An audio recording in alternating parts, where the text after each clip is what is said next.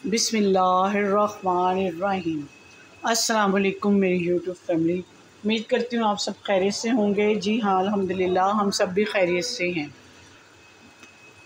जी तो व्यूवर्स, जो आज शेयरिंग मैं आपके साथ करने जा रही हूँ वो है फ़रा ख़ान के स्टाइल में दूध वाली सेवइयाँ किस तरह बनाती है फ़रा। आपने तमाम इंग्रेडिएंट्स को नोट करना है और लाइक शेयर कमेंट्स करने हैं, व्यूज़ डालने हैं। व्यूज़ की सूरत में ही आपकी तरफ से मुझे प्यार मिलता है, जो मेरे चैनल को आगे बढ़ने में मदद देता है। जिन्होंने चैनल को सब्सक्राइब कर दिया उनका बहुत शुक्रिया। जिन्होंने सब्सक्राइब नहीं किया प्लीज़ वो पूरी वीडियो देखें, एंड तक स्किप मत कीजिएगा और चैनल को सब्सक्राइब करें। डिस्क्रिप्शन में आपको फेसबुक का लिंक भी मिलेगा, वहाँ पर जाइए। मेरी आज की रेसिपी फ़रा ख़ान के स्टाइल में दूध वाली सेवइयाँ किस तरह बनती हैं, अपने चाहने वालों में, अपने फैमिली मेम्बर्स में लाइक शेयर और कमेंट्स कीजिएगा ज़रूर।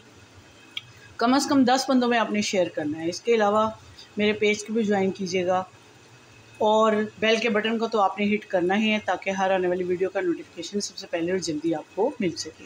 तो बने रहेगा मेरे साथ यूँ ही एंड तक। जी तो व्यूअर्स, ये मैंने 2 kg दूध ले लिया है। इसके ऊपर हल्की हल्की मलाई आ रही है। आप किसी भी ब्रांड का दूध ले सकते हैं, खुला दूध इस्तेमाल कर सकते हैं, जिस तरह आपका दिल चाहता है वो वाला दूध ले सकते हैं। मैंने खुला दूध लिया है, जो घर में आता है, इस्तेमाल वही कर रही हूँ। 2 kg मेरे पास दूध है। इसको जैसे ही बॉयल आता है तो अगला स्टेप क्या होगा, आप मेरे साथ यूँ ही एंड तक बने रहिएगा, स्किप मत कीजिएगा, वीडियो को एंड तक देखिएगा। तो फिर आपसे मैं मिलती हूँ और दिखाती हूँ क्या क्या इसमें इंग्रेडिएंट्स चाहिए। जी तो व्यूअर्स, दूध को बॉयल आ चुका है, मैंने आँच हल्की की है। अब इसके अंदर ये मेरे पास 200 ग्राम मैंने सेवइयाँ ले ली हैं। बारीक ले लें तो ज़्यादा अच्छी है, नहीं तो जो भी आपके पास हैं वो आप ले सकते हैं। इनको मैंने सबसे पहले सेवइयों को डाला है इसके अंदर। इसके अलावा ये देखें, सेवइयाँ पकना शुरू हो गई हैं। 2 अदद इलायचियाँ, सब्ज़ इलायचियाँ 2 डाली हैं। आप चाहें तो अगर स्किप करना चाहते हैं तो स्किप भी कर सकते हैं।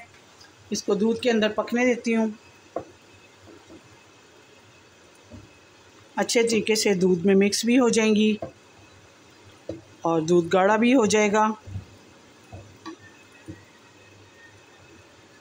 चीनी अभी मैंने नहीं डाली, चीनी मैं अभी बाद में डालती हूँ और आपसे शेयर करती हूँ कि किस टाइम पे डालनी है। ये देखें, बहुत अच्छे तरीके से सेवइयाँ इसमें पक रही हैं। अब मेरे पास है खोया, ये घर में मौजूद चीज़ों से बना रही हूँ मैं।